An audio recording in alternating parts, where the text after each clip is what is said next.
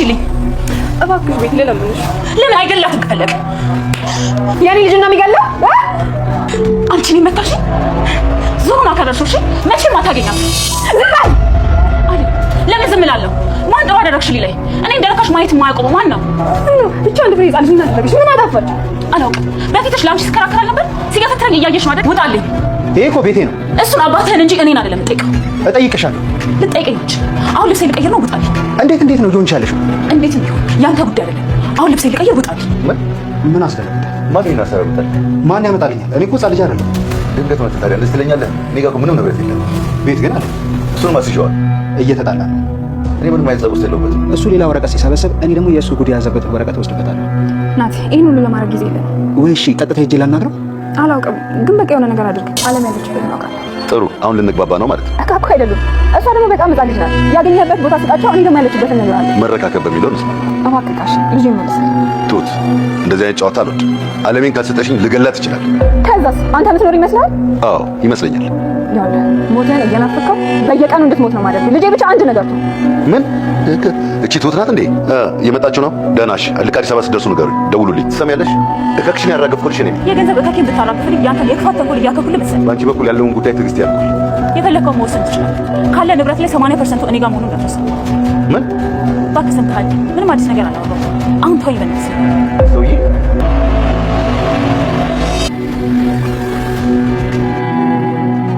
ናቲ የአባቱ የአቶ ገዛኸኝ ቢሮ በመሄድ እንዳለ መረጃዎችን ሰብስቦ ደብቆ ከቢሮ አውጥቶ ወሰደ።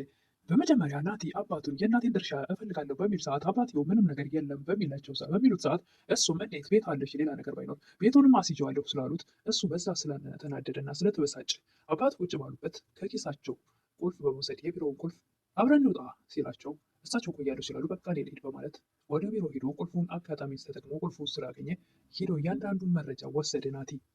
ናቲ የቤት ካርታ ፈልጎ ነው ወይስ ደግሞ የአቶ ገዛኸኝን ወንጀል እያንዳንዱ ህፃናትን ሲያስጨርስና እያንዳንዱን ግፍ አግኝቶ ለህግ አሳልፎ ሰጥቶ አቶ ገዛኸኝን ሊያሳስር ነው ወይስ እንዴት ነው? እስቲ ቪዲዮውን አብረን እስከ መጨረሻው እናየው። ሰላም ጤና ይስጥልኝ ውድና የተከበራችሁ በመላው ዓለም ያላችሁ ኢትዮጵያውያን ተመልካቾች፣ እግዚአብሔር ይመስገን ደህና ነኝ። ትሁት ድራማ ክፍል 97ን አብረን እናያለን። እጅግ በጣም ልብ አጓጉኝና አንጠልጣይ የሆነ መጥቷል።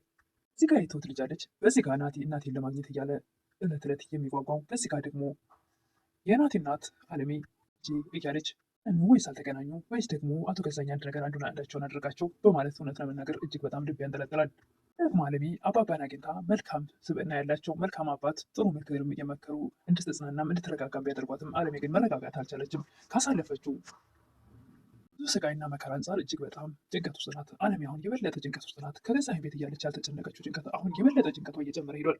አቶ ገዛኸኝ ቤት ለዓመታት ታፍኖባት አንድ ክፍል ተዘግቶባት ስትኖር የነበረችዋ አለሜ ያኔ ያላቀጃት ቅጀት አሁን ላይ እጅግ በጣም ቅጀቱን ሊያስተኛትም ሊያስቆማት ሊያስቀምጣት ምግብ ሁላ ሊያስበላት አልቻለም። እጅግ ተጨንቃለች።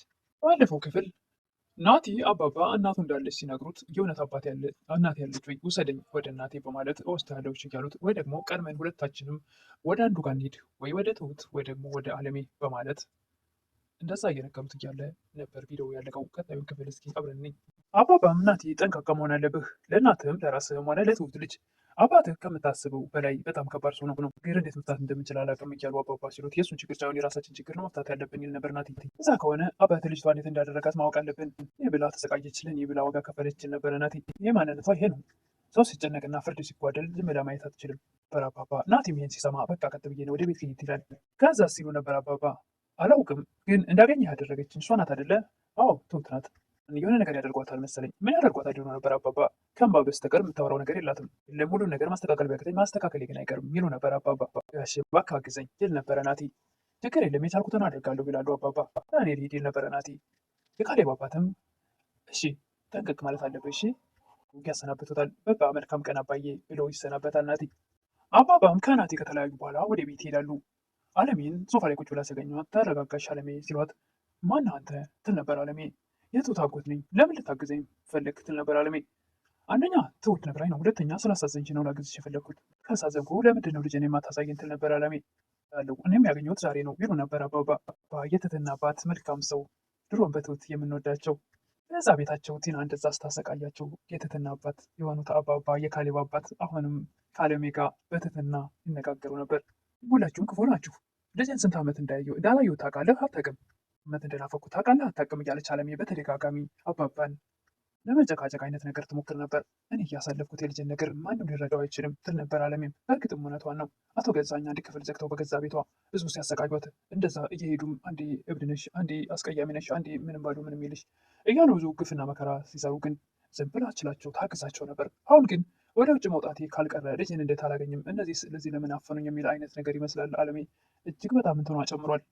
አለሜ አባባ ሆን ብለው እየዋሿት ወይም ደግሞ ድጋሚ እንደገዛኝ እዛ አፍነው የሚያስቀሯት ነው የመሰላት። እጅግ በጣም ብስጭትም እያላት ነው። እረዳሻለሁ፣ ትሁትም ትረዳሻለች በሚለው ሰዓት አባባ አለሜም በጭራሽ እንደውም ሁለታችሁንም ከዚህ በኋላ አላምናችሁም፣ ግን የተሻለ ነው ይሉ ነበር አባባ። አይ በጭራሽ አላምንም ትል ነበር አለሜ። በምን ተጨነቁ? እሺ ምሳ ትበያለሽ? በጭራሽ አልበላም ትላለች አለሜ። ከአቶ ገዛኝ ቤት ቤቲ አንዴ እሳቸው እየገቡ ከዛች ጠባብ ክፍል ሲያዘቃዩት የነበረውን አሁን ነው ነገሮች የሆነ ውስጧ እንደማወቅ ነገር ስለሆነ ምንድን ነው የምትፈልገው ይላሉ አባባ። ወይ ልጄ ጋር ውሰደኝ፣ ካልሆነ ተመልሼ እዛው ቤት ልሄድ ትላለች አለሜ። ተነሽ እንሂድ እወስድሻለሁ ብለው አባባ ነው ትላለች አለሜ። ለአለሜ ተነስተው ይወጣሉ ከቤት። ናቲም አባባ ትሁት ልጇን አስይዛ እንደሆነ አለሜን ያስመለጠችው ስለገባውና ስለተረዳ ቀጥ ብሎ ወደ ቤት ነበር የሄደው። ሲሄድም ትሁት እያነባችና በእንባ አይኗ ቆሳስሎ ያገኛል። ምን እንደደረሰ ትሁቴን እቅፍ ሲያደርጋት እሷም ስቅስቅ ብላ ነበር ያለቀሰችው አንገቱ ስር ገብታ። ትሁቴ ትንሽ ጊዜ ብቻ ቃል ገባልሻለሁ፣ ልጅሽን በእጅሽ አስገባልሻለሁ።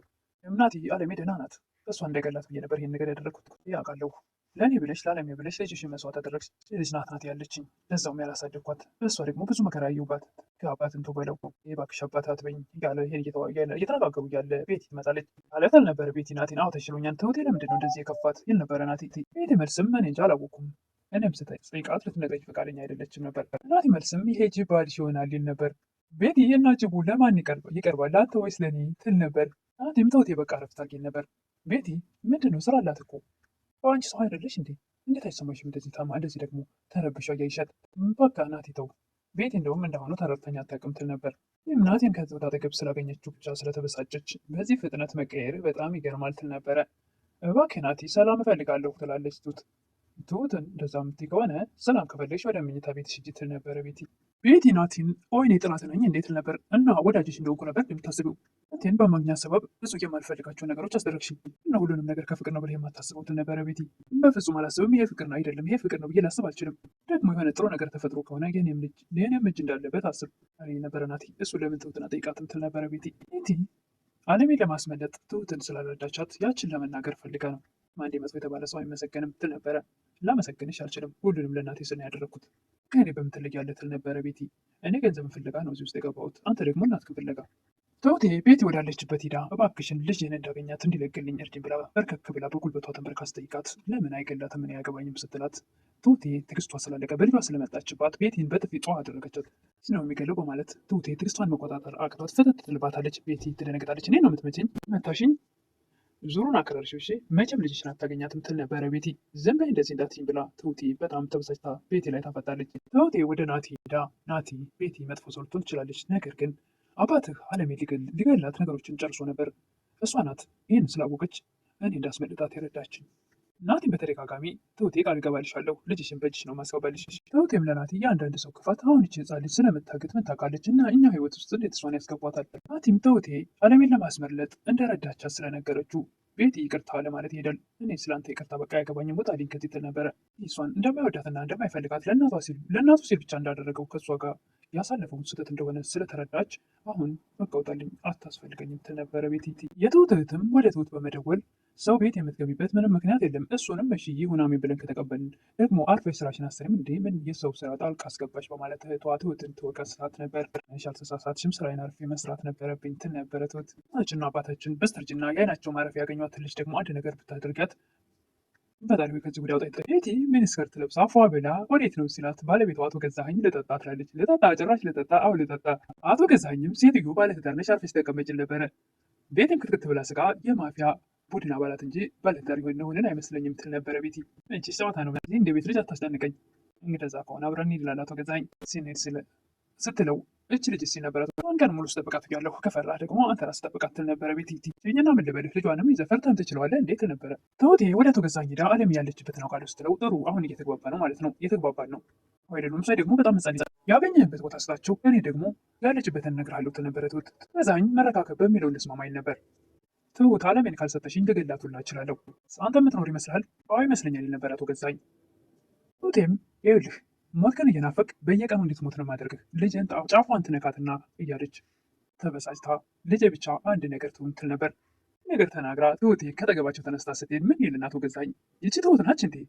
የሚገርም አንዲሉ ነበር አቶ ገዛኸኝ። አቶ ገዛኸኝ የሚያውቁት መቅለስለሷን አንገት መድፋቷን ነው። ትሁቴ በነገር ከመጡባት ትዕግስቷ ካለቀ እሷም በጣም ኃይለኛ ነች። ትሁቴ ለዛውም ሴት ይሁን ወንድ ይሁን ማን ይሁን ምን ይሁን የማትፈራ ጀግና ናት። ነገር ግን እዚህ ጋር የሰው ቤት ስለሆነ አንገቷን ደፍታ ለመስራት ምንም እንኳ ተቸግራ ባይሆን ሰው ቤት የገባችው፣ ነገር ግን ተመስገን የማትፈልገው ሰው በግድ ጠልፌ ካላገባሁሽ የሚል ስለሆነ ከቤት ያሰድ። አቶ ገዛኸኝም ስልክ ደውለው እየመጣችሁ ነው እንዴ? ልክ አዲስ አበባ ስትደርሱ ንገሩኝ በማለት ለሰው ስልክ ደውለዋል። ልጅቷን ለውሰዳት ይመስለኛል። አለሜም አባባ ቤት ተኝታ በህልሙ ቢላ ይዞ መጥቶ መሞት አለብሽ ትሞቻታለሽ እያለ ሲያስፈራራት ሲያስጨንቃት በህልሟ እየመጣ አለሜም እባክህ እኔ መሞት አልፈልግም እያለች በህልሟ እኔ ደግሞ ልትሞች እፈልጋለሁ እያላት እያለ ምንም ስትል በህልሟ ነበረ አቶ ወይም ደግሞ አባባ እነ ካሌብ ቤት እንዳለች ነበር። አባባ አለሜ ስትጨነቅና ስትጮህ ሰምተዋት ምንድን ነው ብለዋ ሲመጡ ወይኔ ልጄ ትል ነበር አለሜ። አለሜ መቆም መቀመጥ አልቻለም። አለሜም ከጭንቀቷ ብዛት በቃ ጊዜ ያገኘኛል እያለች ትጨነቅ ነው። ይህም አቶ ገዛኸኝን የፈለግከውን ማድረግ ትችላለህ፣ ንብረትህ 80% የኔ እንደሆነ ወይም ደግሞ በእኔ ስም እንደሆነ አትርሳት ነበር። አባባ አለሜን ወደምትፈልገው ይዤሽ ልሂድ በማለት ወስደው ልጆች የሚዝናኑበት ቦታ ሲወስዷት እጅግ በጣም ደስ ብሏት ነበር። በስተመጨረሻም ናቲ አባቱ ቢሮ በመሄድ ያለው መረጃዎች እንዳለ ስብስብ አድርጎ ወስዷል። አባቱ የእናቴን ንብረት ስጠኝ ስለው ምንም ንብረት የለም ቤቱ ነው ቤቱንም እሱንም አስይዤዋለሁ ስላለው እያንዳንዱ መረጃ ወስዷል። ናቲ ንብረት ፍለጋ ወይስ ደግሞ አባቱን ዘብጥያ የሚያወርድ መረጃ ፈልጎ ይሆናል ናቲ። እሱን እንግዲህ በቀጣይ የምናይ ይሆናል። ለዛሬ ግን ይህን ይመስል ነበር።